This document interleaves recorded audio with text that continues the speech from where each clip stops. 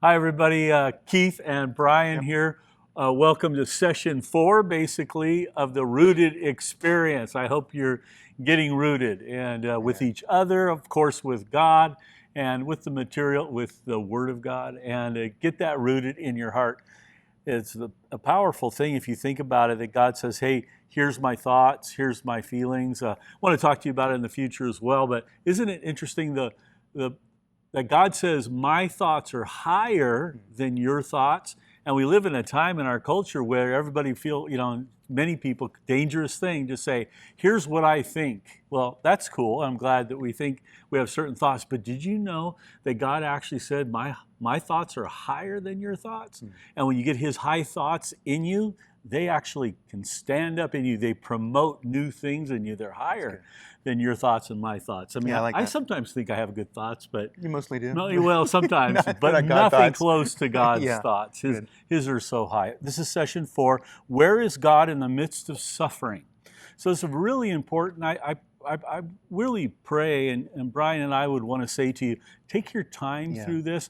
I have seen many good Christian people. What I mean by that is they love the Lord dearly, not be able to understand the experience of suffering and match that with their faith. And actually, it's supposed to be incorporated in our faith in such a way that we all understand, because we're born into a broken world, sinful world. There's sin in you and I. And that's why we came to Jesus. If you haven't yet, today's your day. Don't leave this group until you find him, because he can set you free from that. But we also live in an environment where really it's broken. There are things that are broken because of human circumstance. Suffering is a byproduct of that. We suffer. Many people feel like because they've come to know Jesus, they shouldn't suffer. And actually, doesn't wash biblically, because Jesus suffered. Now, his suffering was redemptive, and now suffering or pain in our life can be redemptive too, but we have to deal with it. And so that's really the challenge of this. As you've read your devotions, if you haven't yet, go back and let's do that. Brian's going to take us right in and tell you kind of what we're going to do this week. But kind of keep that in mind. Frame it in your thoughts that it isn't so much that we're going to avoid suffering as that suffering is going to come. And now, because of the power of Jesus in our lives, suffering can become purposeful, or redemptive is the Bible word, and we can get something out of suffering. We actually, because Jesus suffered, we got saved. So what happens when we go through difficult things? God has a plan to bring life through that as well. And so if we're going to have to go through it, let's go through it with some sense of redemption in our life. So Brian, take it away. Would you let us know what we need to do this week in group? Yeah. Well, first thing, before we start that, and it's an important topic, first thing I want to say is by now you probably had your a prayer experience with each other, where you would have set another date, where you would have had a prayer meeting. And if you chose to do that, boy, let us know what happened. Yeah, I'm really please. interested, yeah, because that's part of your adventure of faith, your journey of faith and of prayer. And so let me know, let us know. Give us a call. If you have our numbers, you can text us or call us, it'd be great. If you don't, hit the website. It gives you the church office phone number. Yeah. And just dial that. I'm extension 102, easy. If I'm not there, which I'm not there every day of the week, leave a voicemail, because I want to talk to you, because we really do want to know what's going on in your lives. Yeah. We're interested, because that's part of your faith, and it's part of our faith, because we're connected with you. All right, thanks for that. Yeah. Yeah, so where's God in the midst of suffering? Now, in your group today, I want you to be careful, if you would please, consider one another. The topic of suffering is one that can be really delicate.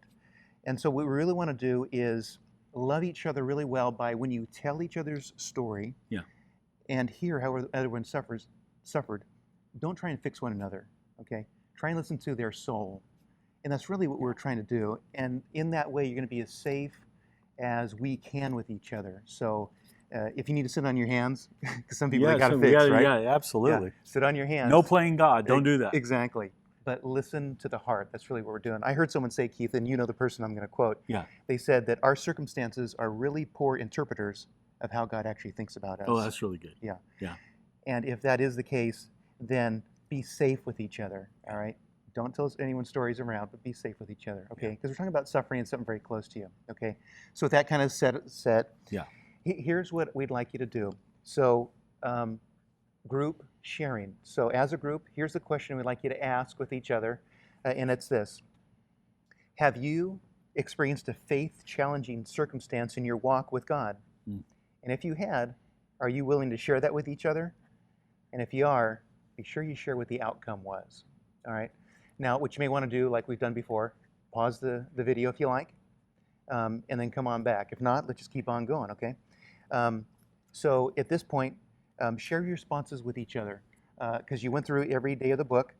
And so here's the first response was page 77. Title of that would have been Double-Fisted Faith. And if you read that, I like that one. Yeah, that was good. Yeah. So if you read that, you know what that means. The first prompt, I'd like you to share with each other what you wrote for this one. Describe your feelings of double-fisted faith. Is this idea a struggle for you, or do you embrace it? Yeah. All right. And the follow-up question is, when have you had to clench your fists and cling tightly into God's promises, not knowing the outcome of the situation? Yeah. And that's a big deal. That's a big deal. The not knowing part. Yeah. We sure got to control stuff. Yeah. Okay. Talk about your answers. Okay. When you're done there, then turn to page 80, which would be the our response, surrender. All right. But on this one, hit bullet point number 2, which is, what is a care in your life that you need to give over to the Lord right now? Okay. So in this one, you're actually being a little more, let's say, exposed to each other. You know. And the follow-up to that was, please share your prayer of surrender, because you would have written down a prayer. Yeah. And that's really your heart ringing with where you and the Lord are. Share that with each other, okay, safely. We want you to do that. Yeah. Wonderful. Yeah. Now, when you do that, yeah. I love you. You too. We're talking to each other here. Yeah, go ahead. When you do that, then you'll be prepared. Talk this all through. Take your time. Be safe with each other. And then for starting tomorrow, we're going to start week 7, which starts on page 88, and that will be There is an Enemy. And now we're going to start getting into some waters where it's going to be a little more challenging. We're going to talk about the enemy here. And that's week 5. Oh, I'm sorry. Yes, I said week 7, didn't I? Yes, you did. Forgive me. Week 5. Week 5. Starting page 88. Okay. I didn't mess that up. Okay. That's 88. You got 88. Good. Okay. And you'll start there, 5-day study. And that one, I want to give you a heads up. Take a little more time with that, because it's going to be way more devotional. It's going to be way more introspective for you. You have to be contemplative in your time and in your heart with the Lord. Yeah. Okay, so give it the time that's due, because you're really pretty worth it. Yeah. I think so. Absolutely. You think so? Okay, and then we're coming up on the next rhythm, right? Okay. You did your prayer rhythm. Now the next rhythm is going to be the prayer of service, right? The service rhythm. Yeah. And we want you to try and go ahead and pop on your schedule, on your calendar, if your group chooses to do it, the week of October 23. Okay, so that whole week, if you can, schedule out some sort of service assignment. Yeah.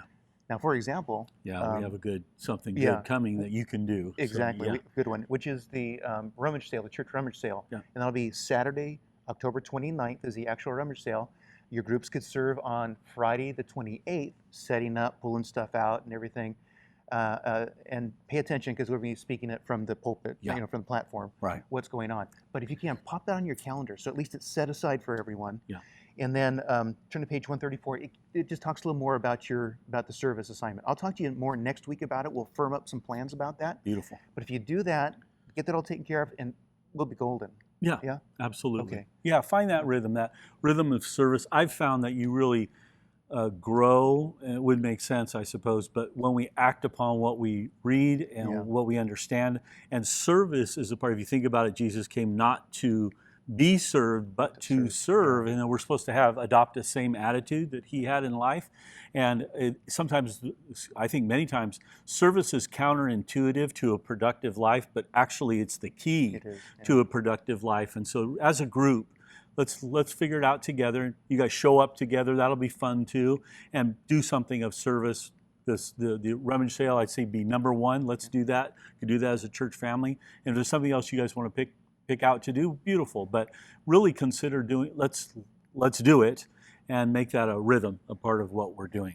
Back to suffering really quickly. Thank you, big guy, for taking care of us that way.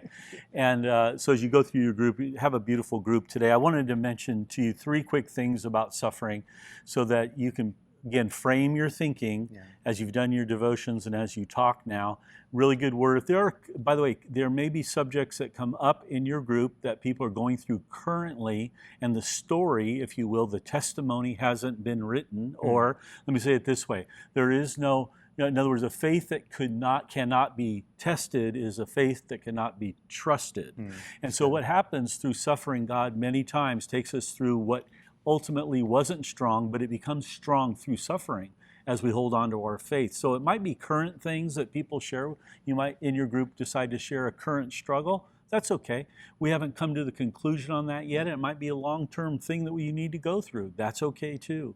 But again, be really sensitive to one another as you kind of share. So suffering is really quick. I just wanted to mention to you that, first of all, suffering is a part of the human experience. So make sure, and I think if you've done any devotions on this, you'll understand what I'm saying, that God many times uses circumstances that we would like to see Him change are the very circumstances He uses to change us.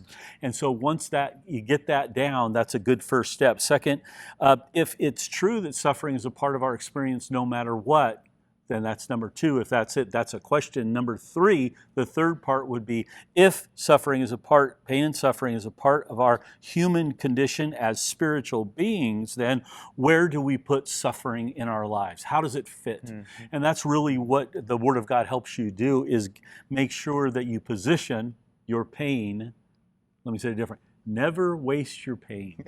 If you're going to go through pain, let's make sure we leverage it for good things, okay? And Jesus has a plan. And we'll be talking about that this following week as well, talking about what, suffering for a believer, okay? So we'll do that from the platform as well. So as you move forward, we just bless you. We want you to have a beautiful group. We're so proud of you. We're midway through. We got a ways to go yet. But listen, make some relationships. Invite somebody. There's still a new friend for you that wants to come. You just need to invite them. You need to say, hey, I'm meeting. We're doing this. Let's do it together. And it's a good thing. There are some that don't know anything about God and His love. Let's include them too. Okay. All right. Well, you guys have a great group. Can't wait for us to connect next time. We love you and have fun.